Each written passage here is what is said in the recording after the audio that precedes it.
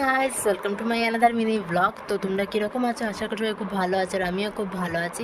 তো আজকে তোমাদের সাথে তো একটা পাস্তা রেসিপি নিয়ে চলে এসেছি। যেহেতু তোমাদের আমি আগের ব্লগে একটা পাস্তা রেসিপি শেয়ার করেছিলাম, সেটা তো সিম্পল ছিল। তো আজকে ভাবলাম যে একটু ভেজিটেবল দিয়ে খাবো, যেমন গাজর, ক্যাপসিকাম, বিন, এগুলোর সাথে ডিম দিয়ে, ঠিক আছে?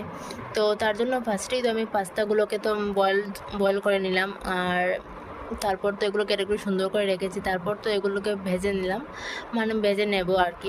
আর ক্যাপসিকামের ফ্লেভারটা এত সুন্দর আসছে, কি বলবো, আমার তো দারুণ লাগে। আর এক হাতে ভিডিও করছি, বুঝতে পারছো যে সবগুলো দেখানো পসিবল হয় না। যারা ভিডিও করো তোমরা হয়তো বুঝতে পারবে এই প্রবলেম, ঠিক আছে?